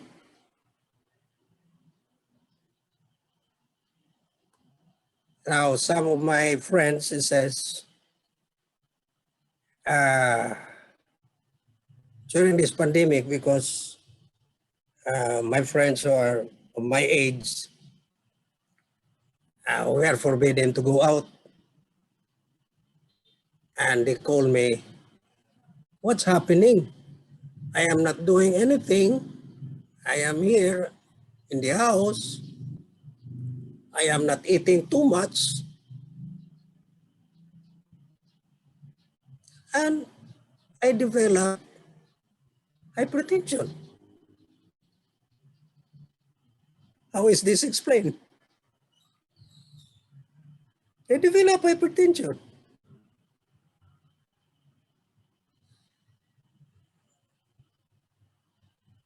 So I told them to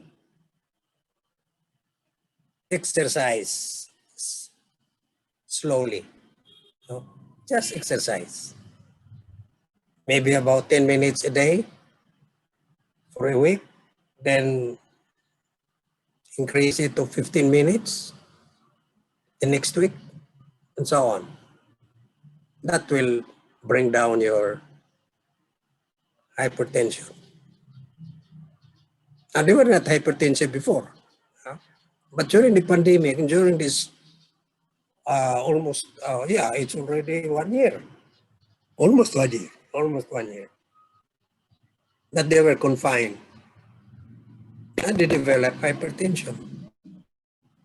I told them just to exercise slowly, gradually increase. So the ones that are older than me, so asking, we cannot exercise anymore like this. There are a lot of aches and so on and so forth. So I told them, okay, buy a trampoline. You know what's a trampoline? Huh? Just stand there on the trampoline and just go up and down. No? Now, how does that help? It helps by every time you do that in your trampoline, just going up and down. No? If you do not want to run, if you do not want to walk, it is, it saves your joints from running or jumping or whatever. Especially the joints, your lower extremities, your ankles, your knees, and your hips. Okay? And the second is, every time you go up and down in your trampoline, you are increasing the circulation of your lymphatics, your lymph. Your lymph. Now, what about the lymph? You should remember that your lymph is the one that extracts the waste material from all parts of the body and dump it back to the blood, and so that the blood can be filtered out, or the toxins out into your urinary bladder, and you urinate it. So it's just to increase the movement of that lymphatics. Okay? Because the lymphatics has no pumping organ, unlike your blood vessels that you have your heart. So how can you deliver, or how can you make this lymph move around? So you just jump and up and down. No? Just jump up and down, only trampoline, so that it will not hurt your ankles, it will not hurt your knees, it will not hurt your hips. Just that. Just 10 or 15 minutes of jumping up and down in your trampoline, and that's good enough exercise. And they told me that they were able to reduce their hypertension. and they were able to reduce their antihypertensive drugs. So I said, if you are now stable, your blood pressure is stable, switch to garlic. 1 or to 2 cloves of garlic a day. Now, if you cannot tolerate that, chewing garlic, there is a preparation. You can go to dietary supplement stores and buy garlic. They have garlic in capsules. Aged garlic, they call it aged. It's very aged garlic. Okay? And my friend said, it's a very good antihypertensive drug. They were able to get out from prescribed antihypertensive drugs, and they're using garlic.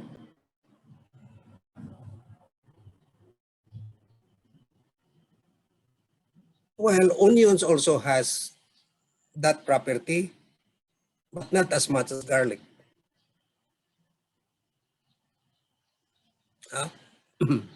Okay.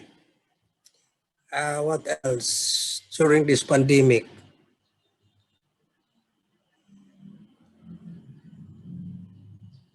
During this pandemic, we have learned that there are so many things that we are doing which are useless.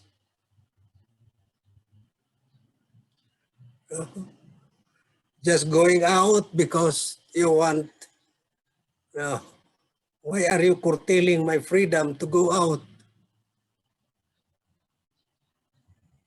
No, if it is, there is nothing there that benefits you when you go out, then don't go out.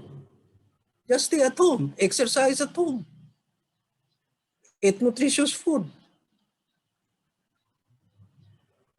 And my friends who used to, hang around, and then they said they'll just drink 1 or 2 bottles of beer before going home. It's such useless or whatever. It doesn't give you anything. Alcohol. No? There are a lot of diseases that can occur because of drinking alcohol.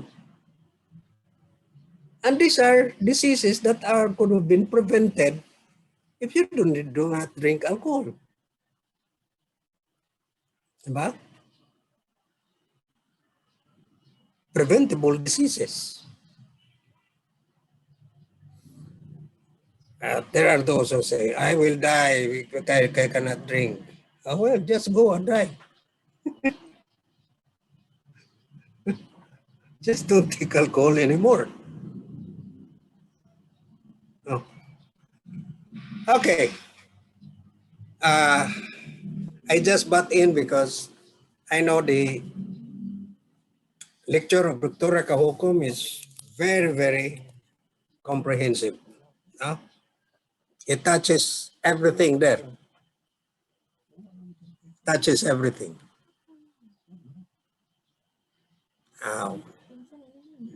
We had some bird's eye view of some of those things that she said, and now you can fully understand because the way she presented it. And that is because she is combining already your basic with the clinical. And although you cannot apply it right now, that will be with you already. And as you go to the clinical years, you will be able to understand it very well, and you can take it, no, internally, and will not be able to forget it when you are confronted with a patient. Okay? All right, do you have questions before we end? Any questions? Hello, are you still there? Yes, Doc.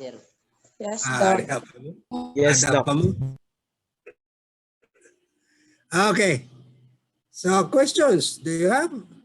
No? Oh, there's another thing.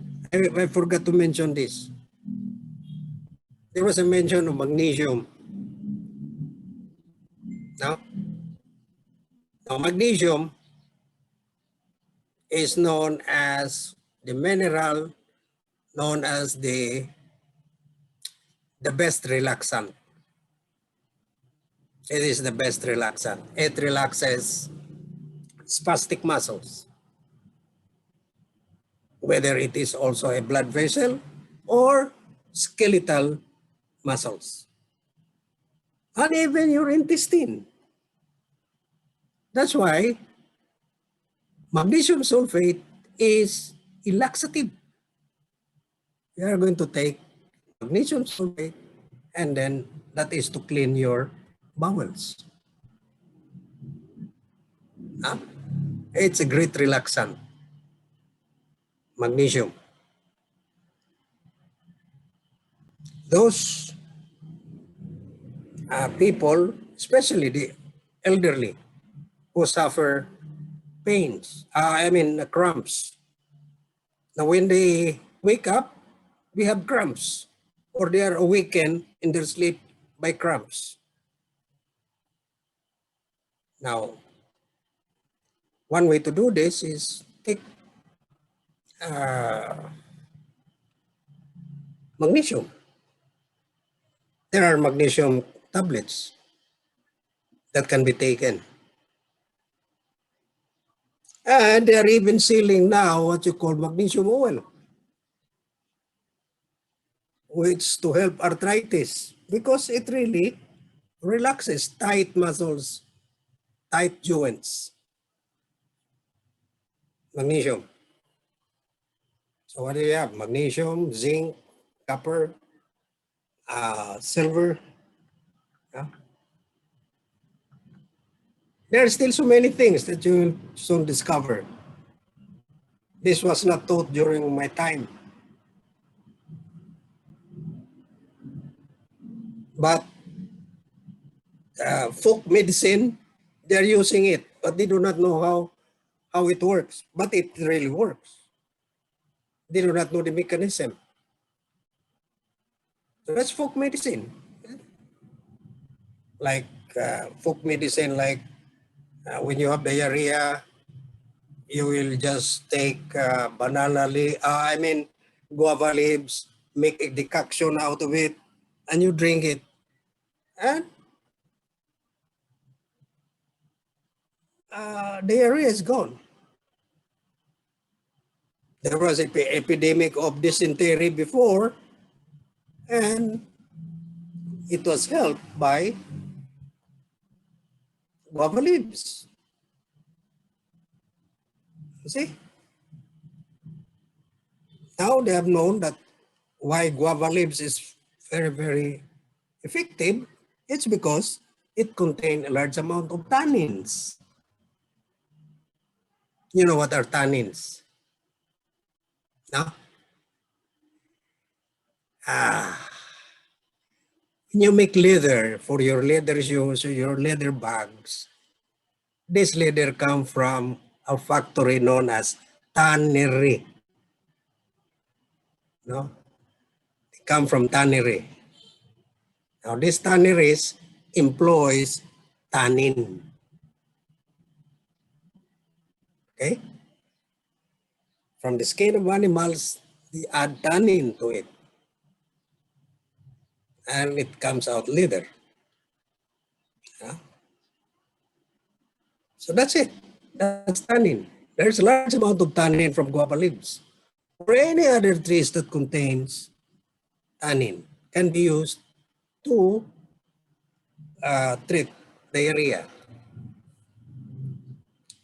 And it's a good thing the guava leaves also has antimicrobial properties. So bacterial dysentery, that was used during World War II. There were no drugs before. So they were just using guava leaves. And so it's a good thing now that we can